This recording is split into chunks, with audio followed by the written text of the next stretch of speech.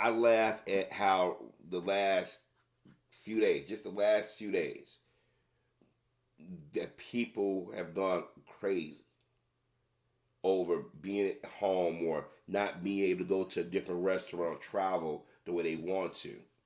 Now, to me, and to many other people out here, more so within the black community, we like, okay, and now there's some among us in the black community that's getting in front of cameras doing and saying some silly things because they've been brought up to be a part of I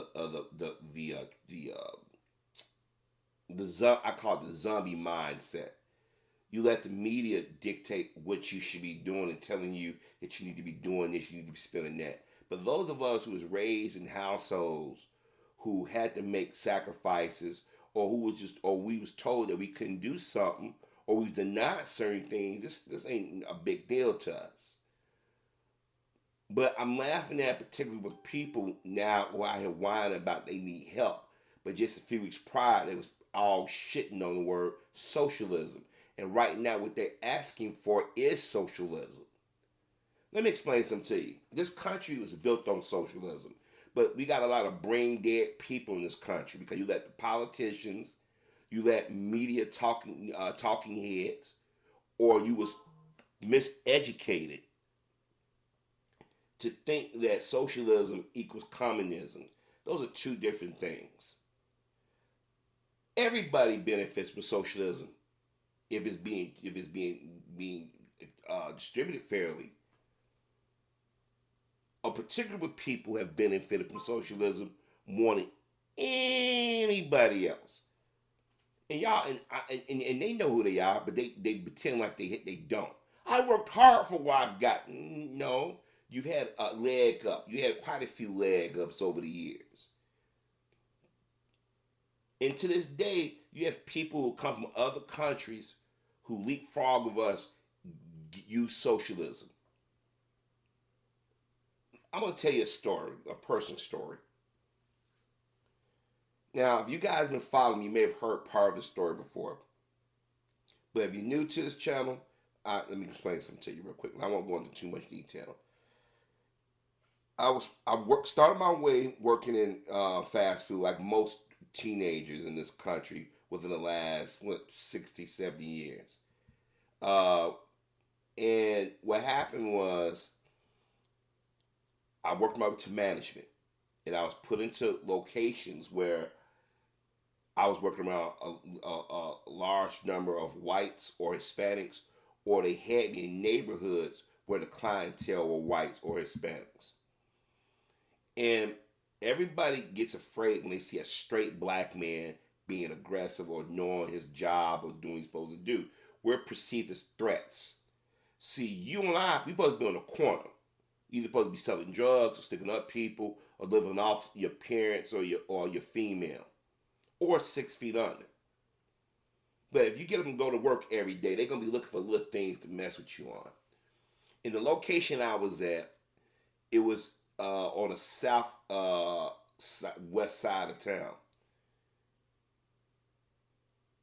It was between the Bridgeport area and I guess I forget the neighborhood you call that area. I guess is that Marquette Park or Gage Park? I think it's Marquette Park, Gage Park.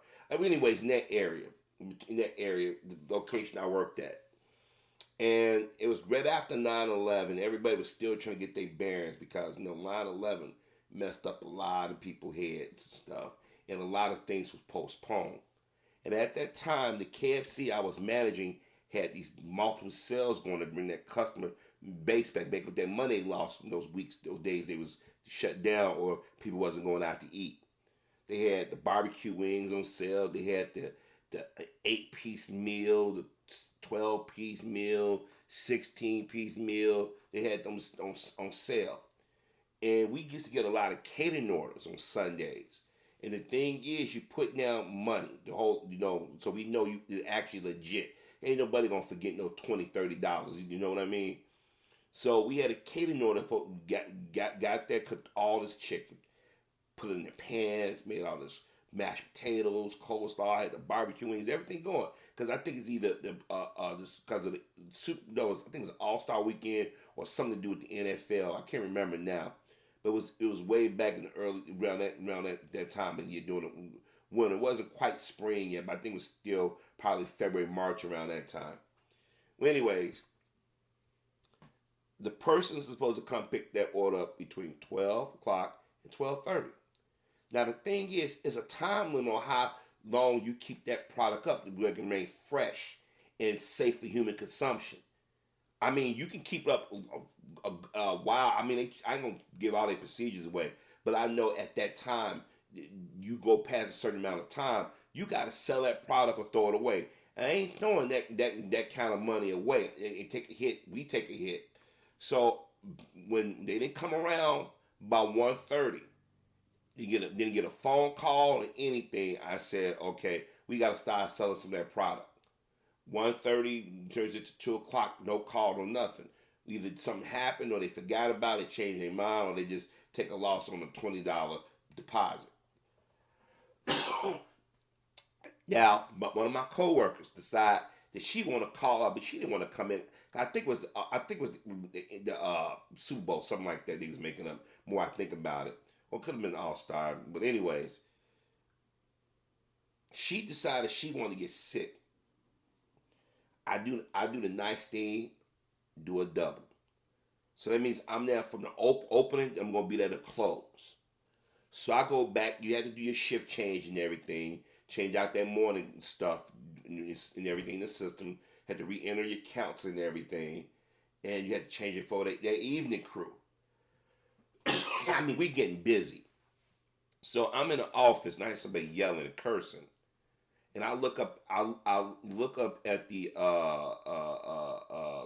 clock. And I'm like, it's 6:30, 6:40 around that time. So I go out front. I said, "What's going on?" And this white girl, I still remember her name. I won't use it, but this white lady and her husband's yelling, "This little cunt!" I'm like, "Whoa, whoa, whoa, whoa, whoa! That's a teenager. Calm down. If you have some complaints, you talk to me." And they started calling me all kinds of names, all kinds of mother, mother's this, nigga that, and all that stuff. And I'm like, "Hey, look, I can, we can make your food, but you're gonna have to wait because you see how busy it is." We had a catering order. I said your catering order is between 12 and 12:30. It's almost 7 o'clock in the evening. You thought we was gonna keep that food, and if we did keep that food, you'd complain it was old and you want free food. So I said, right now, what I can do is offer you parfaits, excuse me, and a couple of 2 liters of soda, and we go about our business. Dude was cursing, threatening me, and he was like he was about to come over the counter. Now, if anybody worked in fast food, know that across the country, there's always been some incident. But in the Chicago area, back in the early '90s, it was a incident called the Brown's Chicken Massacre. Now, if you guys are familiar with Brown's Chicken or was, it's still a few locations in the Chicago area. Matter of fact, the Portillo brothers, Dick Portillo, this brother, created Brown's Chicken. You know the Portillos, everything. By the time you come to Chicago, the Italian beef stuff, they was behind the Brown's Chicken concept. And Brown's Chicken was everywhere at one point. But then one incident forever changed the way fast food worked and how employees respond. That's why if you see videos today, you see some crew members. When people come behind them counters, they be ready to beat their ass because sometimes people have gotten shot, gotten stabbed, and gotten beaten when people come behind it because people in the lobby ain't gonna do shit but run or instigate it. But when you come back there, you're telling us that you don't respect our space, our lives, or anything. And at KFC or most chicken restaurants, if you have anything, you have the crispy chicken, you have to drain the shortening, and you have to get the cracklings out. And what happened is sometimes it gets stuck and come out that pipe. So they had this little hammer, and you had to hit the pipe to loosen it up and it flow out, and you had to push the shortening back through the machine. So I guess one of my cooks was doing that, and he was switching the chicken out of the window. That those holding cabinets that you see, or the display cabinet. And he must have put the little hammer down on the sandwich, where they make the sandwich board. Now, and what happened was this guy and his wife, guy was literally had his foot over the counter like he's about to come back in. And I ain't letting anybody put their hands on me. I don't care how much your job is paying me. I ain't letting nobody put their hands on me. So I grabbed it and I said, dude, don't come over that counter. So one of my other employees, an older white woman, she was doing the prep. She grabbed one of the knives. And everybody in the store, they know, anybody come over that counter, your ass is ours. We ain't going out there. We ain't going out like that. So they realized what was going on. I went over immediately, hit the silent alarm, get the police up here. Well, guess what? Police took forever.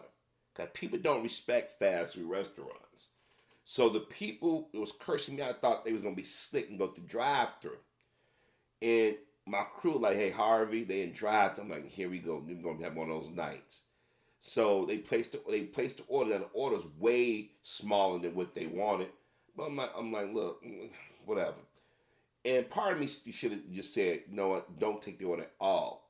But I knew that they was going to sit and drive through all night. If the police didn't show up, it'd have been just utter chaos. It was, and so they had two 16-piece meals. I remember this. I never forget because there's a bigger point to the story, but I want y'all to explain how this got to this point. So two 20-piece honey barbecue wings. So they packed all the food up, and they sat there, and they opened it up and put their hands on the food. And I said, something told me not to do this. So what happened was they wanted their money back, and I was like, I figured they were going to do that. But they put their hands on the food. Even if I wanted to take it and give it to somebody else, they put their hands on somebody else's food. They're on that food. So they knew what they was doing. So they got free food out of the deal. So I let them get to keep the food. They went down the street to another location.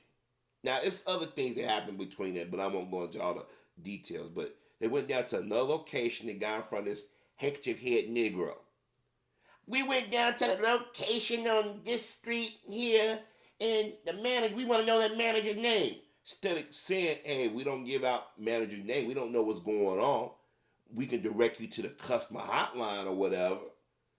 Dude gave out my name, told him when I would be at work, and I don't know how he knew I was going to be at work, but I guess he assumed because I was the male manager, that most male managers, we work these crazy hours than the female managers, because for some reason, well, I have a child, they're sick, and yada, yada, yada. And then the very next day was payday.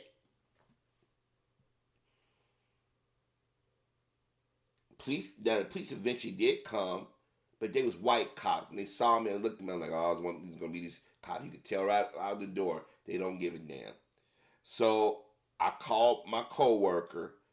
Phone in, just ring. I'm like, she's sick. Yeah, right. So the next day, now all my crew that was there, they had to be back the very next day. Some of them had to come get their check. So I get a phone call. Such and such want you to come out to the store, bring your keys. You suspended. Suspended for what? They said you fought these customers. I said that's not what happened. Make a long story short, lost my job. Good, well-paid job. Now, the money that I made then, I highly doubt they paying the managers with that money today. Because, like I said, the industry has changed, and they just throw anybody into a management position now. Now, the thing is, jobs say they're not supposed to fire you. They said that you was fired. But if you leave a job, they can get around that. Because a lot of people don't know if it's a legit fire or not. You just say that person no longer employed here. You leave it at that. I guess they wanted to punish me because I didn't kiss upper management ass, meaning the white and Hispanic part of the management that ran the Chicago area. They badmouthed me. So when I went to different job interviews, well, we can't hire you because of this. We can't hire you because of that. So eventually I had to go fill for unemployment, which I know when you go to unemployment, they're not going to give you the amount of money that you're used to making. They're going to give you a very small amount. They expect you to live off that, but you got to jump through so many damn hoops to get it. Now, here's the thing. When I went to go get unemployment, I got lectured.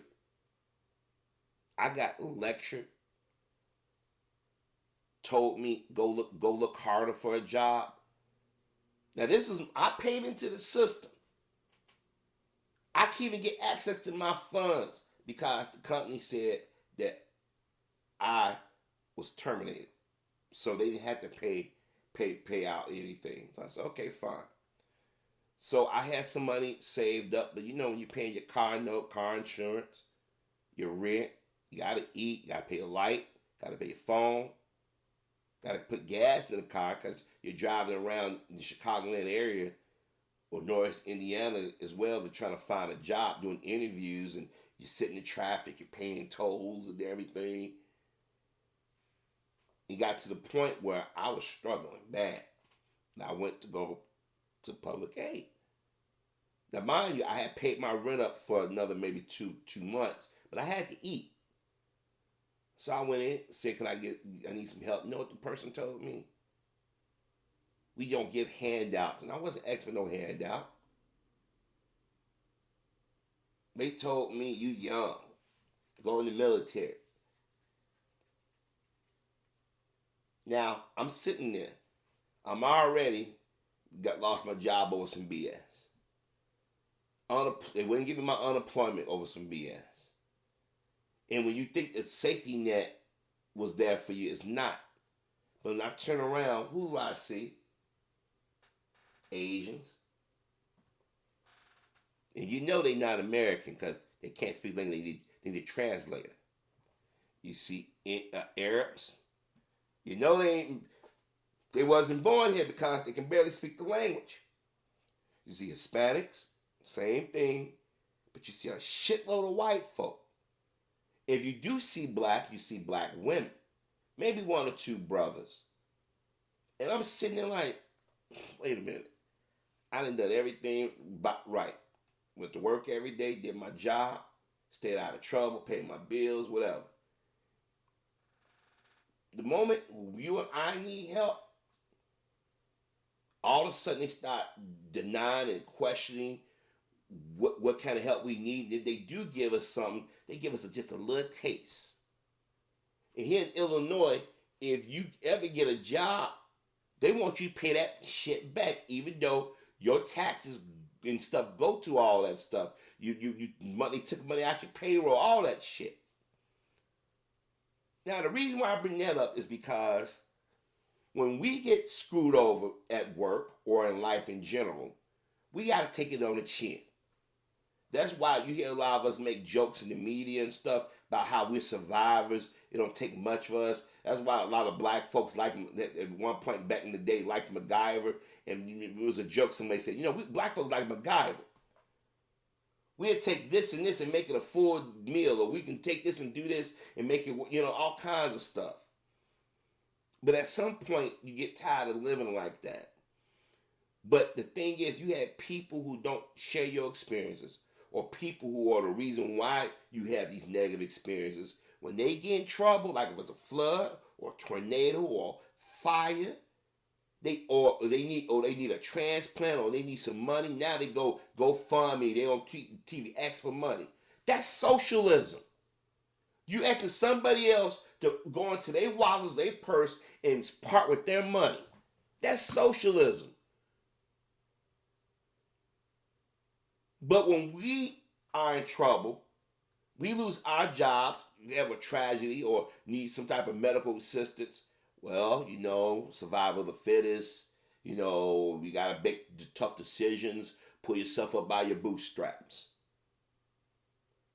How many black people went to banks to get a loan to start a business or to enhance their business?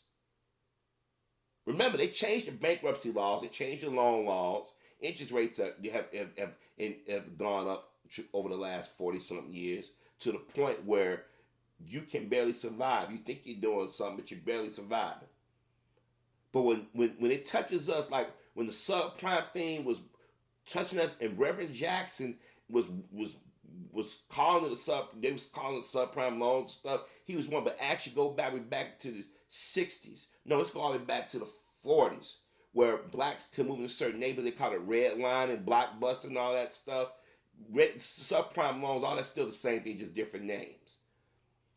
When Jesse was out there like, this is gonna blow up in our face, these mortgage companies and stuff, when they foreclosed in our communities, they didn't renegotiate the mortgages. They had people paying outrageous late fees. If you 5 days late, $50. And if you're late more than 2 times, you got your mortgage go up $1,000. Now you had people paying money on properties that was in disrepair, or they couldn't keep up with, guys. These mortgage companies and them was gouging. They had property taxes like crazy. So they said, we'd rather you lose the home and leave it vacant enough where thieves can go in and pull out all the pipes and stuff and leave the home rotten. Because anybody know, if you don't have people moving around in a home, walking around, running the pipes, walking on the floors, and there's no heat or air going through it, it starts to break down. But when white folks started losing their homes, what did they do? They blamed us. Then all of a sudden they started talking about, we need to legalize marijuana. Wait a minute, if you're legalizing marijuana, and meaning money going to the state, and money going to the state is going to certain programs. That's socialism. We need, when Barack Obama and the Democrats pushed for health care, Fox News and them called it Obamacare because it's been a derogatory term. But then after a while, them same people's out there against it, calling it death panels and socialism and everything. They started getting medicine and stuff. All of a sudden, they started liking it. Then them same people out there yelling Obamacare. They're like, we need this health care. Wait a minute, it's the same thing. Just y'all said Obamacare was a derogatory term, but y'all don't want to pay for this medication now. But before, y'all want to make us. Think about all the black men, black women, black children who died because they can get proper medical care. But when whites was arguing against it, but then they started to see the benefits of it, and others, now they want it. Now they say, we need affordable health care. Well, guess what? That's part of socialism. See, my money is going to taxes, right? And even, yeah, everybody who pays some form of tax, sales tax, property tax, payroll tax, you're paying taxes. That's how you, Social Security, you pay into the system. Everybody who's working is paying Social Security because that money will be there for you. That's Social Security. It's socialism. But see, y'all let politicians like Nixon and Reagan and the Bushes and them, these senators and congressmen who make all kinds of obscene dollars. They work for us. That's our money. That's socialism. You think they will work for free? They wave the flag. We love this great country of ours. But they expect to get paid. You never see them say, you know what? Do we need to make $400,000 a year? No, we can do like everybody else. I mean, if they had to work under anything under 60-some thousand a year. And I laugh when they say people who make 90,000 and under. Wait a minute. Look. I don't think of myself as comfortable. I mean, I wish I could be more comfortable. Trust me. But if you making 80-some thousand, no, if you make anywhere from $70,000 to $90,000 a year, shut the F up. Now, if you make under $60,000, it depends. It depends on how you live, bills, what you're paying for. But there are a lot of people in this country barely make $22,000, $23,000 a year. So they go look for services to help them, for food, shelter. People judge them. Look how Donald Trump want to take SNAP benefits. Look how they're going after people on public assistance. But right now, what are y'all asking for? Public assistance. I don't know what they're gonna do. The companies they're gonna shut down. If you own a business and you didn't budget your funds the proper way or have insurance in place, shame on you. Let free market decide your fate, just like you tell us. See, it's funny how people want to borrow money from. We use our tax dollars and say, look, we didn't as a country we should have been angry that the government bailed out these financial institutions, Wall Street. They was playing with our money. Then you got them saying, well, we got Social Security, we got to get rid of Social Security. They want to budget they want to do the budget off Social Security. Social Security is not in trouble. If people are paying their fair share, rich people getting tax breaks don't make any sense. It should be poor people, people who are barely making, or people who are not comfortable. And like I said, anything under 60,000, like people say, well, damn, 60,000 a lot of money. But if you by yourself, you live in an area where you paying high taxes, your mortgage is high, that ain't, and you paying all these other bills, you're struggling. You may be a little bit more better. You're in a lot better shape than somebody who's making 20-some thousand a year. But still, anything over 60,000, you should be okay. But if you own a business and you ain't put your money, you ain't saving your money. I mean, yeah, you got to pay your employees and stuff. And another thing, and I think I should mention this in this commentary as well. I don't think minimum wage workers should be making $15 an hour. And here's why. The industry has changed to the point where technology and food preparation is not the same as it was 25, 30, 40 years ago. Now, don't get me wrong, it is a difficult job. And it's usually meant to be for younger people or people who just want an extra paycheck or retirement or something. They want to keep living, want to keep moving. But when you sitting there talking about we need this to live, and but you going to the state and you getting benefits. Wait, I'm like, wait a minute, hold on a second. And maybe I should not. You know what I'm gonna do? I'm not gonna conflate these two things. I'm not gonna put these together, because anything I say, people think I'm reaching and think that I'm being mean spirited. Because when we think about business, period,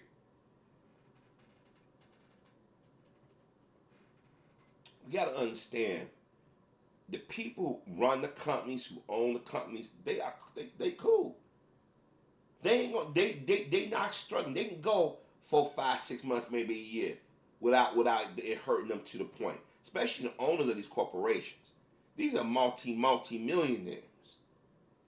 I mean, do you think the people who's up the board of directors of McDonald's is sitting there whining, or run the airlines? They're whining? No.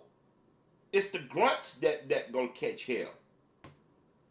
Now, there's things that they say they're gonna put in place, but the thing is, it's all socialism. Well, you can't collect any pay. No rent. Don't cut off any bills. Well, wait a minute. Why do these people get a benefit of the doubt when you have people out there struggling, trying to get into the world where they can work, or trying to reach that American dream? You got all kinds of obstacles in their way. But now, because a large majority of people are catching hell, now all of a sudden y'all want to put out bills and shit. Like, black folks should say, wait a minute. Y'all say we had no y'all had no responsibility for slavery, or we so far moved from slavery. Blacks didn't create this damn disease. This shit started where? In China. How did it spread? People who don't look like me, traveling all over the globe with poor hygiene, coming back to the United States, not washing their hands, not covering their mouths, touching every damn thing. We ship shit from over there, apples and oranges. How many of y'all realize the fruit and vegetables y'all get from some of these places are coming from overseas, from China and places like that? Think about that for a second. Now that the country is like, oh my gosh, this might go on for a whole year. This might go on for 18 months. What are we gonna do? The government need to come bail us out. Wait a minute, that's socialism. Just wasn't y'all just you talking about socialism Bernie Sanders like, we're gonna do this, we're gonna do that, free this, free that. That's socialism. You're taking my money. Wait a minute. Next time a fire happens, I don't want to see somebody on TV crying about my home, our car, our memories. I don't want to hear nobody in these towns, these coal miner towns, about they're trying to take our way of living, but they coughing up a lung. And they had the nerve to get on social media and say, we taking donations where we can get a lung transplant. No, that's socialism. See, long as it's benefiting y'all and not people like who look like me, y'all cool.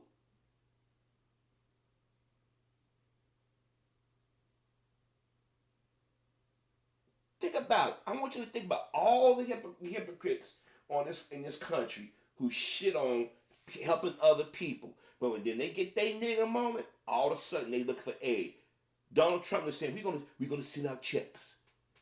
Yeah, you pumping the economy. What you're doing is trying to get people, if they put a moratorium on rent, mortgages, in some cases mortgages, or other bills or collections and stuff, if you got money saved up already, why you shouldn't be accepting no damn checks.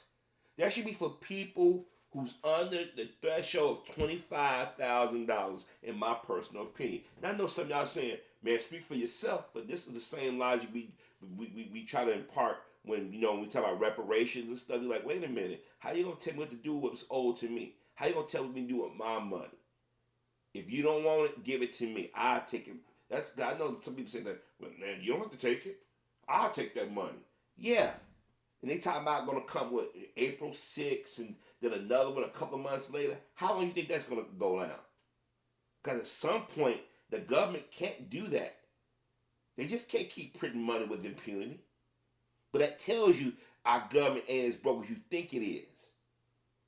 Look how they keep pumping money to the Pentagon.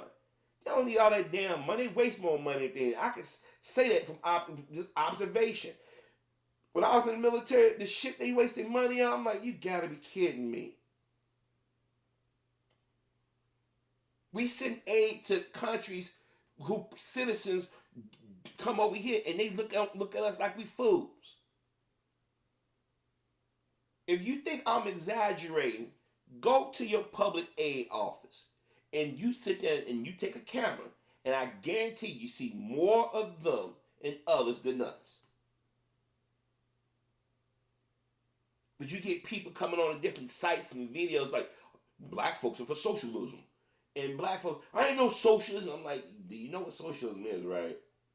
You know that same socialism that they shit on now helped build suburban areas. It helped build their schools. It helped them get loans, student loans. Y'all do know that the government was giving aid to them. The money grants, not loans, grants. And let me correct myself, grants that they have not, you don't have to pay back. You know, when you get a grant, you have to pay that grant back, do you? That's why they make it hard for you to get government grants. You have to know the precise language. Right now, if I wrote to the government for a grant, you have to have the precise word. If you off by one word, you won't get it.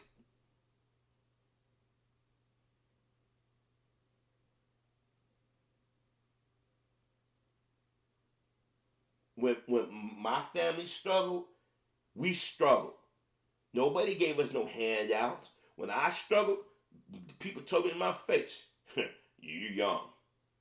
That's why I went to the military. That's why when people used to blast me, why are you going to the military? It's either that or be homeless or hungry. And I sure was going to turn to a life of crime. But you see, they don't want you in the military. Because right now, people can say, if you really look at the military, it's socialism. If you're not fighting no wars, what are you doing? Oh yeah, you go out and practice. But if anybody knew the truth, how the military really trained and stuff, man, please. And people like, really? This what y'all do? The toughest part of being in the military is basic training in a war. My father said, he said, son, if you survive those two things, you all good. Yo, if I didn't get hurt in Iraq, I'd still be in there. And I'd be just about finishing my contract.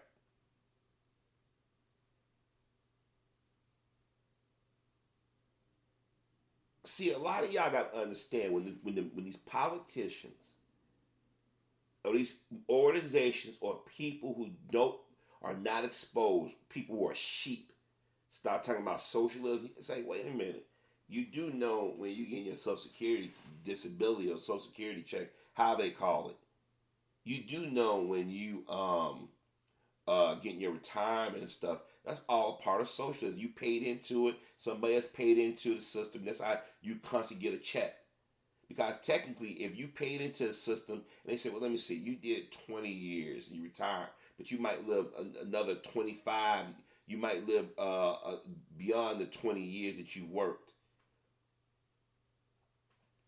How, do you supposed to get cut off after 20 years or a certain amount of pay you put in? No. People pay into the system. Everybody is chipping into the system. That's socialism. I be laughing at it. Then I say, people be like, I don't want no socialism. I don't want to. And then people got mad. Remember, people's like, I don't pay for somebody else's health care. But if something happened to you, somebody's paying for your health care. Yeah, we all contribute. It's a circle. What they say, the circle of life. I just laugh my ass off how selfish some people are in the society we live in. But right now, now people, they want help. Who's going to help us? That's socialism. If you are so smart, you be like, you had your shit together, like, yeah, we closed down for a week or two, maybe a couple of months. I'm okay. I got savings. My employees, well, they just going to go file for unemployment.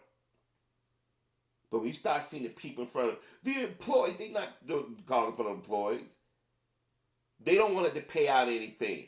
They don't want to lose anything. They want you and I to come bail them out. But these same people, just a few weeks prior, socialism's back. Now people are going to say and deny or say I'm simplifying it, but come on, let's keep it real.